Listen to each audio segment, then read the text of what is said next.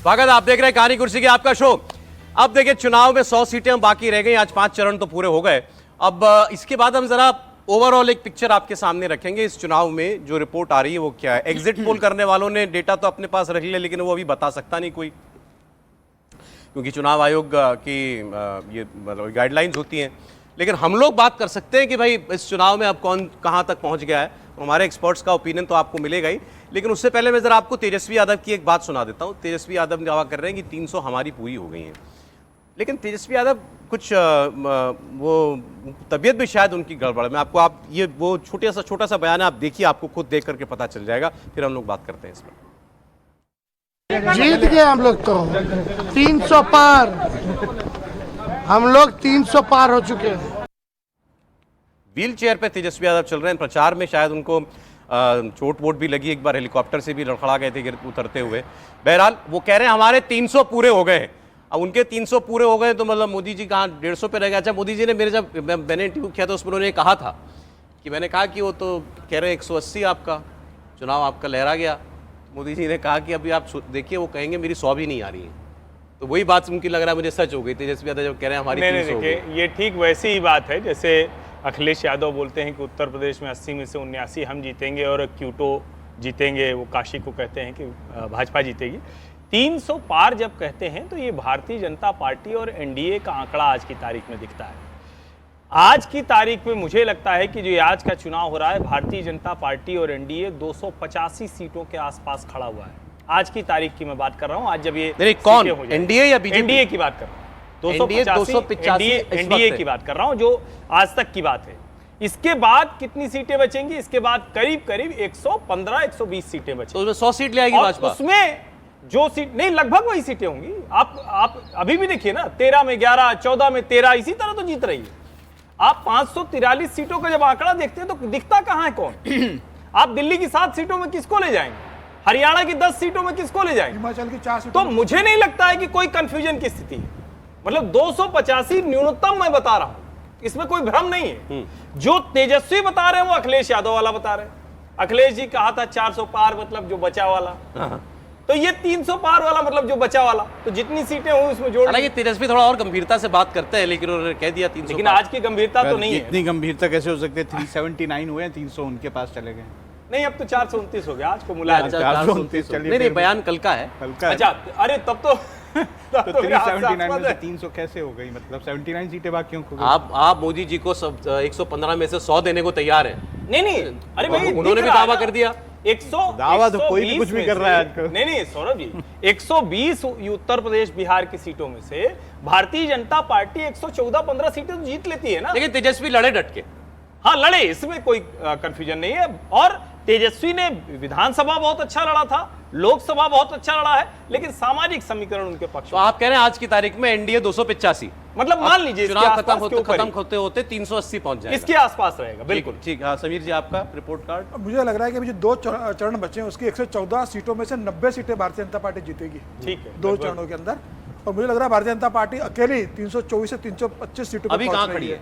अभी भारतीय जनता पार्टी को अगर देखेंगे तो मान के चलो स्पष्ट बहुमत मिल चुका है। 290 के करीब मैं मान के चल रहा हूं कि भारतीय जनता पार्टी 270 से 280 मिलाकर आ रही है इस समय। हाँ, अभी तो तक चुनाव खत्म होते होते आप कह रहे 90 उसमें ले आएगी। एनडीए अभी तो एनडीए के साथ में है ना पूरी। हाँ। उसके अंदर भारतीय जनता पार्टी के बचे कौन सा? महाराष्ट्र के अलावा और कौन से? इंडिया और बिहार है।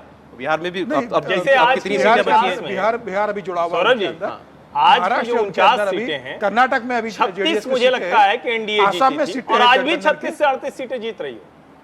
आप इससे जोड़िए तो समझ में आएगा ना।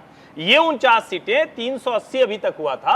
ये जो 49 जुड़ के 429 होती है, भारतीय जनता पार्टी की अगुवाई वाले एनडीए 36-38 सीटें जीत रहा है इसमें 49 में से। ठीक है, वो 40 भी जीत सकता है। राहुल जी, मुझे लगता है अभी तक जो चुनाव हुआ है उसमें 280-285 सीटें जो है वो भाजपा पहुंच गई है। भाजपा एनडीए भाजपा। ओके। तो इसके बाद अब जो है, जैसे चुनाव पंजाब का है, पंजाब में बहुत ज़्यादा स्टेक है नहीं, है ना। तो इसके बाद दिल्ली का चुनाव है। दिल्ली के चुनाव में मैं मानता हूं कि 1-2 सीटों का नुकसान हो सकता है। मैं हिमाचल में मानता हूं कि 1 सीट का नुकसान हो सकता है बीजेपी को। तो बीजेपी 300 के आसपास लगभग पहुंच जाएगी। अरे प्रशांत किशोर का एक इंटरव्यू में उन्होंने ये कहा है कि भाजपा की पिछली बार से बढ़ने ही जा रही है सीटें, कम नहीं हो सकती। अब प्रशांत किशोर ने कोई ब्रह्म वाक्य नहीं है, वो भी बाकी सब लोगों की तरह एक असेसमेंट दे रहे हैं अपना। देखिए, कितने दिनों से पतंगबाजी की जा रही थी, और आपको याद होगा कि 2019 का जब चुनाव था ना, तो भी ये पतंगबाज जो है वो कह रहे थे भारतीय जनता पार्टी को 200 सीटें नहीं आएगी। राहुल गांधी, अखिलेश यादव, ये सारे लोग बोल रहे थे कि भारतीय जनता पार्टी जो है वो 200 का भी आंकड़ा नहीं क्रॉस करने चाह रही है। 200 तो बहुत, 272 तो बहुत दूर की बात है। तो योगेंद्र यादव से लेकर के जो आदमी अपने आप को निष्पक्ष कहता है और न्याय यात्रा के साथ घूमता चलता है, वो शायद 260 दे रहे हैं नहीं, एनडीए को। मैं तो उनकी बातों को गंभीरता से लेता ही नहीं, लेने लायक भी नहीं है। इसलिए नहीं लेने लायक है क्योंकि एक व्यक्ति हमेशा पक्षकार है, एक आदमी जो हमेशा घृणा की बात बोलता है, एक सिस्टम के खिलाफ सिर्फ घृणा बोलता है। राहुल गांधी जैसे व्यक्ति के साथ वो पिछलग्गू होकर के छाया चित्र की तरह चलते रहते हैं, ऐसे आदमी को आप क्या कहेंगे? वो ऐसे आदमी को आप निष्पक्ष कहेंगे? और ऐसे आदमी के आकलन को क्या कोई तवज्जो देने की आवश्यकता है इस देश में? बिल्कुल नहीं देने की आवश्यकता है। जो आदमी निष्पक्ष ही नहीं है, जो कांग्रेस के एजेंडे का हिस्सा है, उसकी बातों का क्या लेना देना? जो आदमी राहुल गांधी में नायकत्व देखता हो, उस आदमी के बातों पर क्या भरोसा करना? अरविंद केजरीवाल, मैं फिर कहता हूं, एक दिन हर्षवर्धन जी ने कहा था, मुझे याद है, अच्छा हुआ अरविंद केजरीवाल ने अपना पिंड छुड़ा लिया। किससे? योगेंद्र यादव से। नहीं तो इतनी दूर तक भी नहीं जाते। वो सही बोल रहे थे।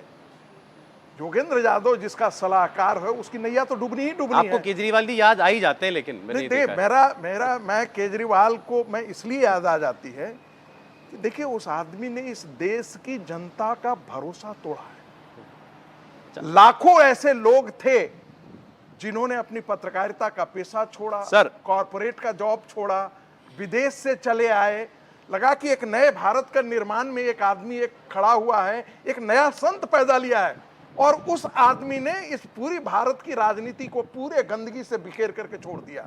सर, मैं उन पर बात करता हूं, स्वाति मालीवाल वाली बात करनी है। क्यों नहीं होनी चाहिए? क्यों नहीं चिढ़ होनी चाहिए? नहीं, लेकिन पहले अपना तो मुझे बता दीजिए ना, अभी इलेक्शन का असेसमेंट ओवरऑल टोटल। देखिए, मेरा अपना मानना है, मैं बहुत उससे पहले दिन से कंसिस्टेंट हूं, भारतीय जनता पार्टी 317 से 325 सीटों के बीच में कहीं जाकर के रुक सकती है। लेकिन इतना जरूर तय है कि भारतीय जनता पार्टी पिछली बार 2019 के मुकाबले बेहतर प्रदर्शन करेगी। ठीक है। और ये अपने बलबूते 317 से 325 के बीच में कहीं भी आंकड़ा जा सकता है। अच्छा, ठीक है सर। अब जरा मैं बात कर लेता हूं, आपने जिक्र छेड़ दिया केजरीवाल साहब का। स्वाति मालीवाल वाला जो प्रकरण है, दिल्ली पुलिस जांच कर रही है, कई बार जा चुकी है, मुख्यमंत्री आवास में केजरीवाल जी की मौजूदगी में भी जा चुकी है, वहां से कुछ लैपटॉप वगैरह भी लेकर के आई, फुटेज उनको नहीं मिली है। विभव कुमार जिन्होंने मारपीट का, उन पर आरोप है स्वाति मालीवाल से मारपीट करने का, उनका फोन है, फोन फॉर्मेटेड है, फोन में वैसे भी कुछ नहीं है, पुलिस कह रही है, लेकिन वो अपना पासवर्ड फिर भी नहीं दे रहे हैं। तो अभी सबूत के नाम पर जो है पुलिस के हाथ कुछ ज्यादा लगा नहीं। लेकिन अब जो सोशल मीडिया पर जिस तरीके का काम जो चल रहा है ना, नैरेटिव, अब एक छोटा सा एक क्लिप निकाल करके अरविंद केजरीवाल की पार्टी ने दिया था सीएम आवास का, जिसमें स्वाति मालीवाल बाहर निकल रही थी। अब उसको लेकर के किसी ने सोशल मीडिया पर लिखा कि भाई देख लीजिए, आप देख लीजिए उनका कुर्ता, उन्होंने तो कुर्ता पहनी थी। फिर उन्होंने लिखा कि उन्होंने कहा था अपनी एफआईआर में कि मैंने शर्ट पहनी थी, शर्ट मेरी ऊपर उठ गई थी, उसके बटन टूट गए थे, यहाँ कुर्ता पहनी हुई है। फिर वो कह रही है कि भैया इसमें तो बटन है ही नहीं, शर्ट है ही नहीं और बटन भी नहीं है वैसे भी कुर्ते के अंदर। अब इसके ऊपर सौरभ भारद्वाज जो मंत्री है, उन्होंने रिएक्शन दिया कि आप खुद देख लीजिए इसमें कितना विरोधाभास है जो स्वाति मालीवाल कह रही हैं और जो ये तस्वीर दिखाई दे रही है। इसके ऊपर वंदना सिंह जो कि बहुत नज़दीकी हैं स्वाति मालीवाल की, उन्होंने कहा कि गिरने की हद होती है। स्वाति जी के कुर्ते को जूम करके उसके बटन पे दो लोग चर्चा कर रहे हैं, जिसके अंदर एक दिल्ली का मंत्री है, ये साबित करने में कि भाई कुछ शर्ट नहीं पहनी थी, कुर्ता पहना था। देखिए, सौरभ भारद्वाज हों, आतिशी हों या आम आदमी पार्टी के दूसरे नेता हों, वो सामान्य तौर पर इसी तरह की चर्चा करते हैं। स्वाति मालीवाल उसी चर्चा का हिस्सा हुआ करती थी। कोई मतलब इसमें किसी के ऊपर व्यक्तिगत टिप्पणी जैसा नहीं है, लेकिन आम आदमी पार्टी के किसी भी नेता को इसी स्तर पर जाकर हम बात करते हुए देखते हैं। अब जब आमने सामने की उनकी लड़ाई है तो उनका स्तर और नीचे गिरेगा ही गिरेगा। वही जब वो सामान्य तौर पर वही उनका स्वभाव था, अब आपस में उसी स्वभाव के दो लोग टकरा गए तो स्तर थोड़ा और नीचे जाएगा। ये लेकिन कोई आप मतलब ही की इसमें साथी मुझे- 20 साल पुरानी जो भी हो, मैं कह रहा हूं ठीक है, आपको आप ये ये बताइए। मानते भी हैं कि ये झूठ बोल रही है, जब बाउंस- लेकिन किसी महिला के कपड़ों पर क्यों टिप्पणी करना है? बाउंसर से अगर पिटवाया जा सकता है, और अभी मैं देख रहा था, मैं तो टिप्पणियां देख रहा हूं, लोग एक दूसरे पर टिप्पणी कर रहे हैं। आम आदमी पार्टी के कार्यकर्ता, वॉलंटियर, कोई अरविंद के साथ खड़ा है, कोई स्वाति के साथ खड़ा है, कोई कुमार विश्वास पर कुछ टिप्पणी कर रहा है, कोई योगेंद्र यादव पर टिप्पणी कर रहा है, कोई कह रहा है कि मनीष सिसोदिया एकमात्र भला आदमी था, वो निपट गया।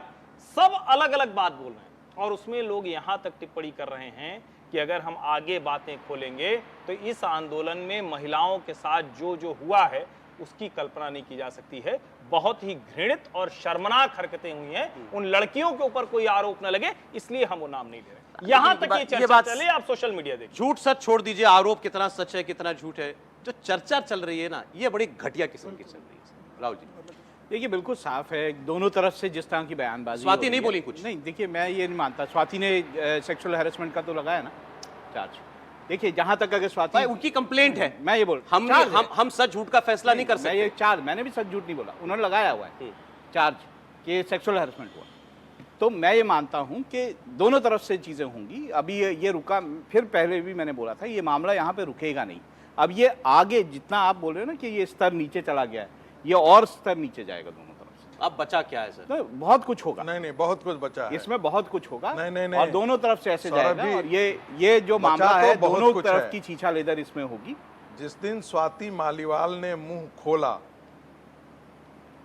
तो अरविंद केजरीवाल की राजनीति उसी दिन ध्वस्त हो जाएगी। अच्छा, और जिस दिन विभव ने मुंह खोला उस दिन भी अरविंद केजरीवाल को एक चुनाव करना था कुआं और खाई के बीच में।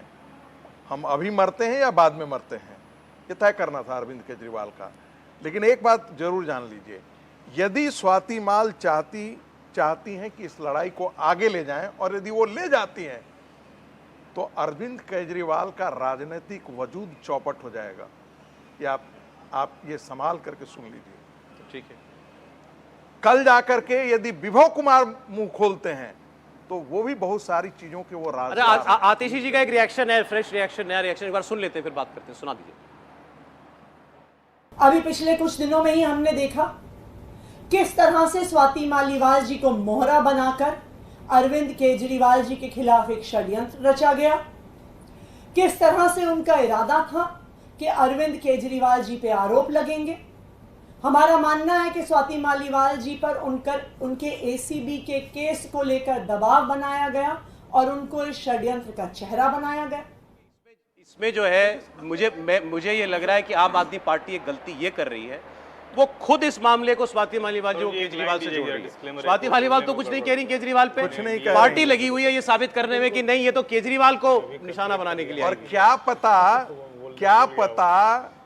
कि जो आतिशी हैं वो कहीं ना कहीं मनीष सिसोदिया के इशारे पर अरविंद केजरीवाल को बट्टा लगा रही हैं।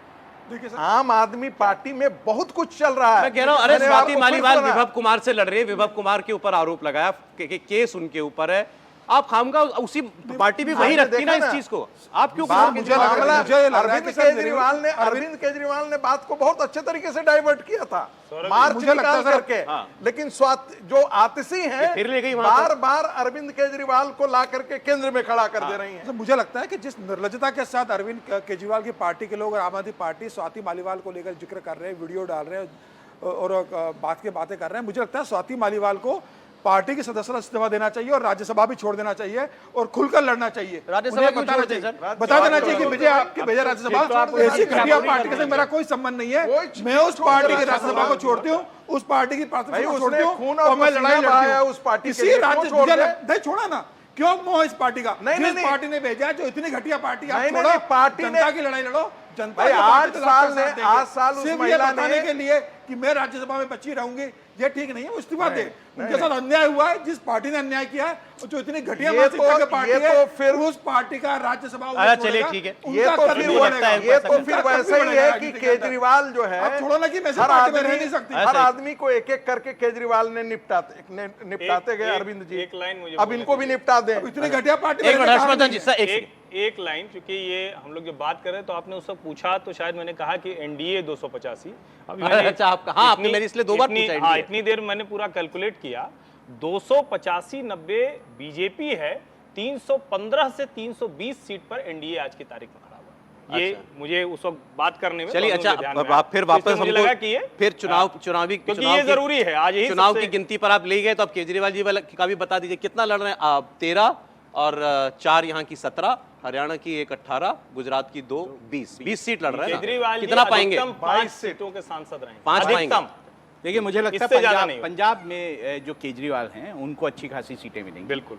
और इस सब का तो असर नहीं पड़ेगा ना नहीं, चुनाव पर। अभी ये दिल्ली में नहीं, होना है जो ये- स्वाति मालीवाल वाले केस का। ये मुझे नहीं लगता इसका है असर इतना- पड़ेगा इतना और कुछ घट जाएंगी। ये- वोट जो है अरविंद केजरीवाल का सौरभ जी, राजस्थान में भी सौरभ किसान जी, जो आम आदमी सौरभ पार्टी जी, के खिलाफ जा रहे हैं वहाँ पे। केजरीवाल को भारत की संवैधानिक न्यायालय से तो मुक्ति मिली, लेकिन ईश्वरीय न्यायालय ने उनको ज्यादा उनको घसीट करके छोड़ दिया।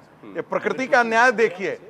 हाँ, ये सही कह रहे हैं, वो ये तो सोच रहे प्रकृति होंगे का मैं अच्छा न्याय इससे अच्छा मैं देखिए। 20 दिन के लिए बाहर ही ना आता। प्रकृति का न्याय देखिए कि वो आदमी खुलेआम आज जो है वो प्रचार करने से डर रहा है, मीडिया के सवालों को लेने से डर रहा है। पंजाब के चुनाव में अभी तक उनकी भागीदारी मात्र 1 दिन की हुई है। आप सोच सकते हैं, क्योंकि वो जहां जाएंगे यही सवाल होगा उनसे।